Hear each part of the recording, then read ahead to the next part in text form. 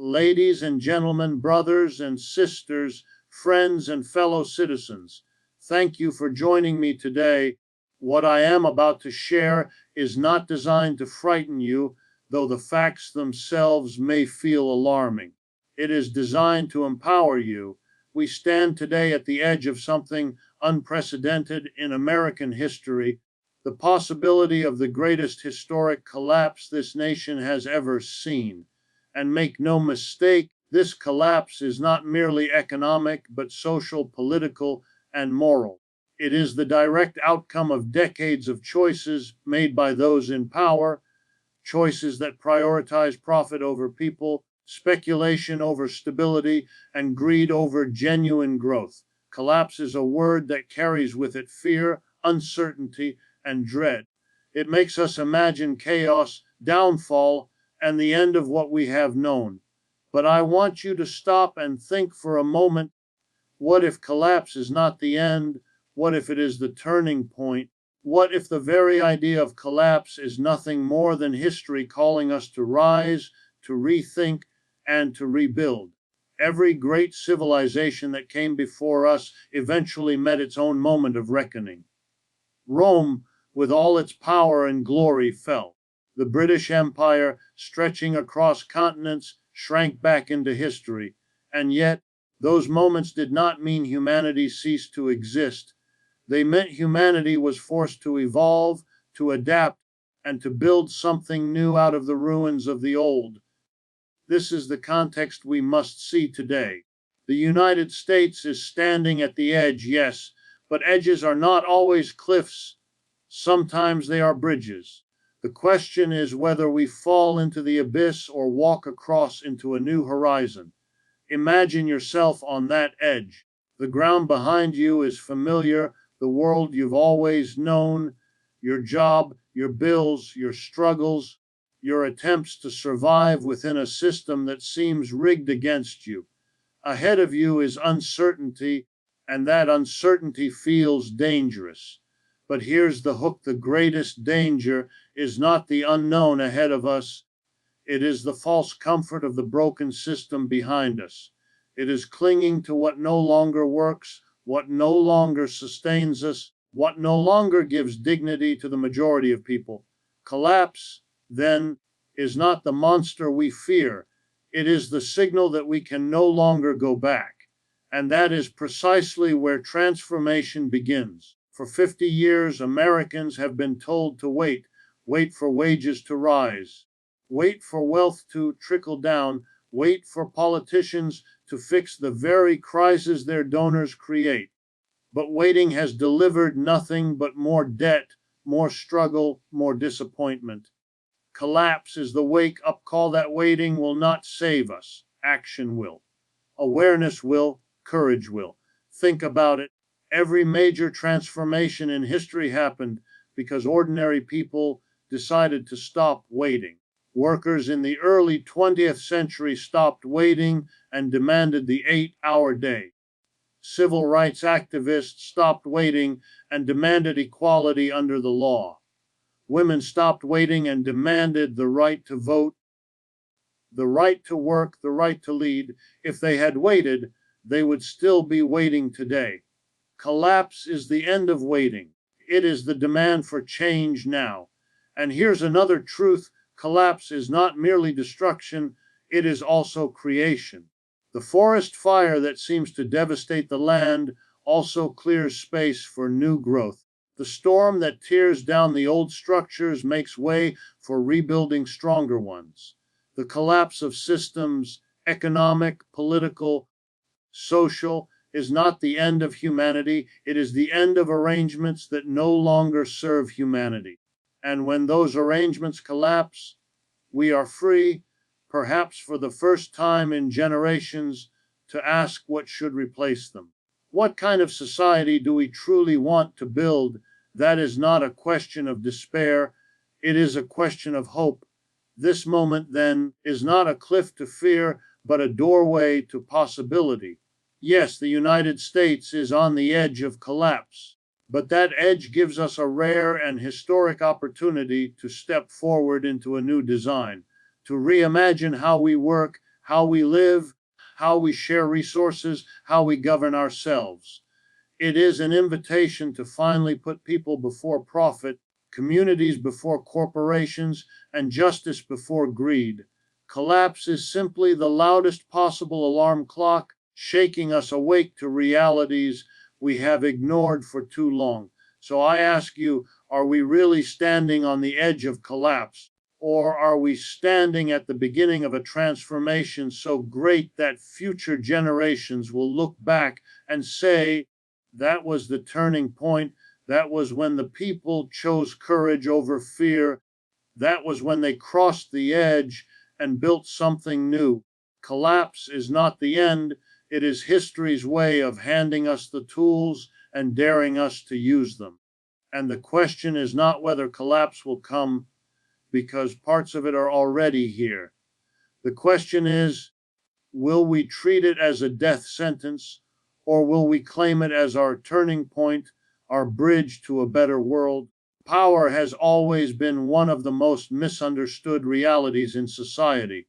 We are conditioned from the earliest age to believe that power belongs to the wealthy, to the corporations, to the politicians, to those who stand on the stages of influence and hold the microphones of authority.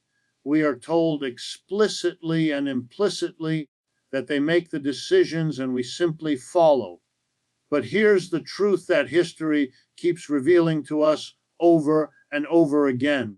Power lies not with the billionaires, but with the people who make society function day after day. The myth of their superiority only lasts as long as we accept it. The moment we stop believing it, their empire begins to shake. Think about it clearly. Who produces the goods we consume? Who grows the food, drives the trucks, builds the roads, teaches the children, heals the sick, and keeps the lights on in every single home? It is not the billionaire class. They do not plant the seeds or stock the shelves or care for the elderly. It is the ordinary worker, the so-called average American, who carries the weight of this entire system. Yet, because of a carefully constructed illusion, workers are made to feel small, insignificant, and replaceable. But the reality is precisely the opposite. Without the workers, there is no wealth. Without the people, there is no economy. And this truth is the most dangerous weapon against the myths of billionaire power. Here's the hook: billionaires are only powerful because we agree, often without realizing it, to treat them as if they are. Their wealth is accumulated from the labor of millions.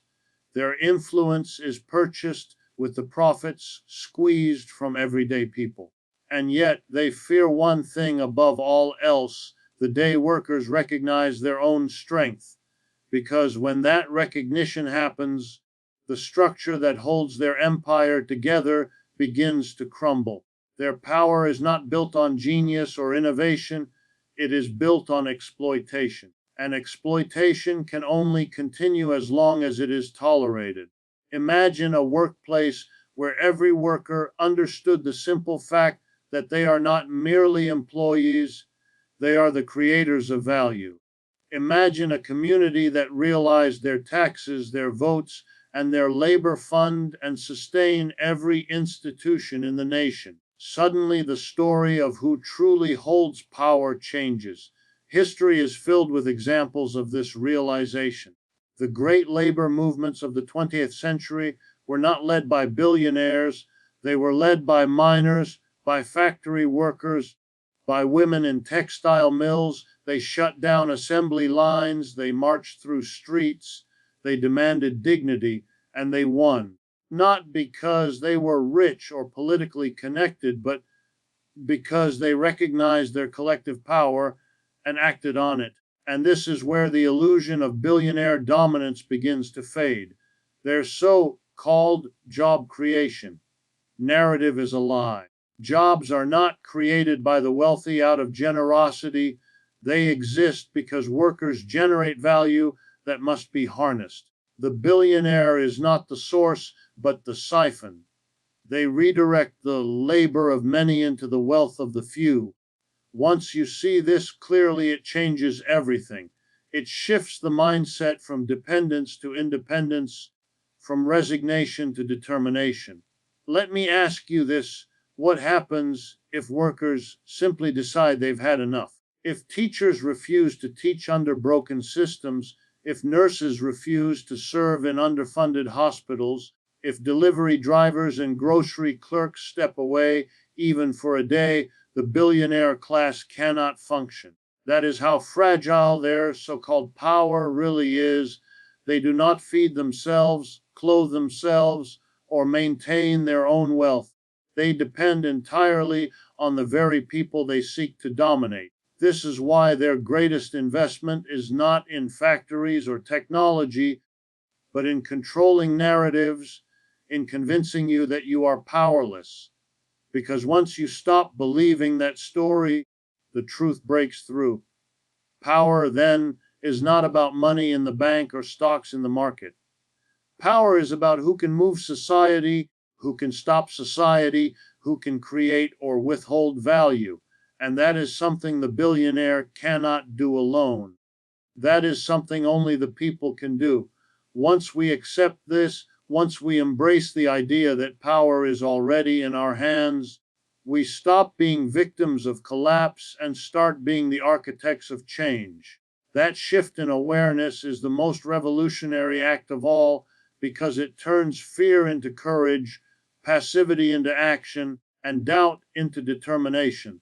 And when that happens, no billionaire, no politician, no system can stand against it.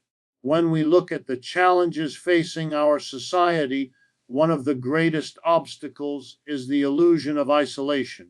People are made to believe that their struggles are personal, that their hardships are theirs alone, that they must fight their battles individually. This illusion keeps millions of people silent and afraid, carrying burdens they think no one else understands. But here's the truth: what feels like a personal struggle is often a collective one. Rising rents, crushing debt, long hours with stagnant pay, lack of health care, these are not private problems, they are shared conditions. And once people recognize that, once they see that their struggle is the same as their neighbors, a profound shift takes place. That is where collective action begins, and that is where transformation becomes unstoppable. Every victory that working people have ever achieved has been born from that realization. No single worker won the 8-hour workday. No single protester secured the right to vote. No single mother forced corporations to stop exploiting child labor. It was collective action, ordinary people standing together, that bent the arc of history. And this is the lesson we must remember in times like these when individuals come together. Their combined power is greater than any billionaire, any corporation, or any government unwilling to serve its people. Think about how systems operate. A single voice calling out injustice may be dismissed, ignored, or silenced. But when millions raise that same voice, it becomes impossible to ignore. A single worker refusing to accept unfair treatment might be fired. But when workers unite, they can shut down an entire industry until change is made. This is the hook the powerful fear most: the recognition that unity is the weapon of the people. They thrive on division. They depend on isolation. They need you to believe you are alone. Because the moment you stop believing that, their dominance begins to crack. Consider how collective action has shaped history. The labor strikes of the early 20th century brought corporations to their knees and forced laws that gave workers rights they had never dreamed possible. The civil rights movement showed how communities standing together could dismantle centuries of legalized discrimination. Even more recently, mass protests and grassroots organizations have shifted debates on climate, healthcare, and education. These were not achievements handed down from the top. They were demanded from below by people who understood that together they were the force that made society move. But here's another layer to it. Collective action is not only about demanding change, it is also about building it. When workers form cooperatives, when communities pool resources, when neighbors support each other directly, they are already practicing the alternative to a broken system. They are creating spaces where solidarity replaces greed, where cooperation replaces competition, where dignity replaces exploitation. These small acts, multiplied, are the seeds of a new society. They show us that collective action is not just a strategy to resist collapse, it is the blueprint for something better. Ask yourself, why do the wealthy and powerful spend billions of dollars every year on campaigns, propaganda, and lobbyists? Why do they work so hard to divide people along lines of race, gender, or political identity? It is because they know the greatest threat to their power is the unity of the people. They know that the moment workers, families, and communities see themselves as one force, the game is over. Their wealth, their influence, their control, none of it can stand against the power of collective will. This is why you should never underestimate the quiet conversations, the local meetings, the community gatherings. Change doesn't always start with explosions, it often starts with whispers, with people sharing stories, with neighbors realizing their struggles are shared. Those sparks, when connected, create the fire that powers movements. And once that fire spreads, it cannot be contained. That is the beauty and the power of collective action. It multiplies strength, it amplifies voices, and it transforms despair into hope. So the question is not whether collapse will challenge us, it already is. The real question is whether we will face it as isolated individuals or as a united force. History has already given us the answer. Unity is the path forward. Collective action is not only our defense against collapse, it is our offense, our strategy, our chance to take back what has been denied and to build what has never been given. That realization, once embraced, is the greatest turning point of all. Transformation is a word that stirs both hope and fear. It suggests leaving behind what is familiar, even if what is familiar has failed us, and stepping into something uncertain, even if that uncertainty carries the promise of a better future. In times of collapse, transformation is not a luxury, it is a necessity. When a system can no longer provide for the majority, when inequality grows so extreme that it rots the foundations of society, when basic needs like housing, healthcare, and education become privileges rather than rights, then change is no longer optional. It becomes the only path forward. The hook here is clear. Collapse gives us the chance to create what we should have demanded long ago: a system that values people over profit, dignity over exploitation, and justice over greed. For too long, Americans have been told that the current system is the only way. We are told that healthcare must be a business, that housing must be a commodity, that education must be a debt trap, and that workplaces must be dictatorships where bosses rule and workers obey. But what if that story is not true? What if the so-called natural order is not natural at all, but simply the arrangement chosen by those who benefit from it? Transformation begins the moment we question those assumptions. It begins when we ask, why not a healthcare system where every human being is treated because they are human, not because they can pay? Why not workplaces where workers themselves make the decisions about how value is created and shared? Why not communities where housing is guaranteed as a right, not auctioned to the highest bidder? These are not fantasies. These are possibilities waiting for the courage to make them real. History shows us that transformation is always born in times of crisis. Out of the Great Depression came Social Security, labor protections, and the idea that government should have a role in ensuring the well-being of its people. Out of the Civil Rights Movement came laws that dismantled institutional segregation and gave a voice to those who had been silenced for centuries. Transformation happens when the old order collapses under its own weight and ordinary people seize the moment to demand something better. The moment we are in today carries that same potential. Collapse is the stage, transformation is the script we can choose to write. But transformation does not come from the top. Politicians and corporate leaders will not hand it down out of kindness.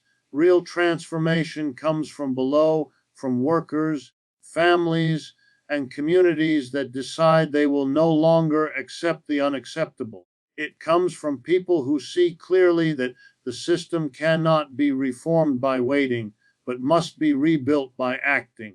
And here is the most important part: transformation is not just about tearing down what is broken. It is about constructing what is new. It is about creating models of cooperation, solidarity, and shared responsibility that can replace the hollow competition and endless greed that brought us to collapse in the first place. Imagine a society where no one fears losing their home because housing is guaranteed.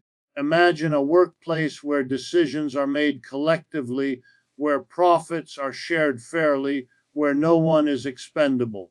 Imagine a healthcare system where no one is denied treatment because of the size of their wallet. These are not utopian dreams. They are the logical next steps for a people who refuse to let collapse define their future. The hook is this: transformation is already within our grasp. The only question is whether we will seize it or let the opportunity pass us by. And remember, transformation is not instantaneous. It is a process of building, of testing, of failing and trying again.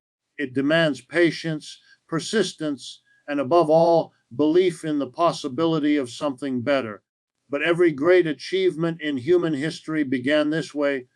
Nothing we value today, democracy, rights, protections, freedoms, was handed down easily. They were built brick by brick, struggle by struggle, by people who dared to believe that transformation was not only possible, but necessary. The collapse we face is not the end. It is the clearing of space for the new to emerge. The old systems are crumbling because they no longer serve the majority. And in their place, we have the chance to build systems that reflect our values, our hopes, and our humanity. Transformation is the answer to collapse. It is not something to fear. It is something to embrace, to demand, and to fight for. Because the future will not wait. It will be shaped by those who are bold enough to step forward and claim it. So I leave you with this thought: yes, the United States is on the edge, but that edge can be a cliff or it can be a bridge. A cliff we fall from, or a bridge we cross together into a better world. The choice, my friends, is not only in the hands of the powerful, it is in ours. Do not underestimate the power of collective action. Do not underestimate the power of truth once it is spoken and heard. And above all, do not underestimate yourselves, because when ordinary people awaken to the extraordinary power they hold, then the so-called collapse will not mark the end of America. It will mark the end of a corrupt system and the beginning of a truly historic transformation. Thank you.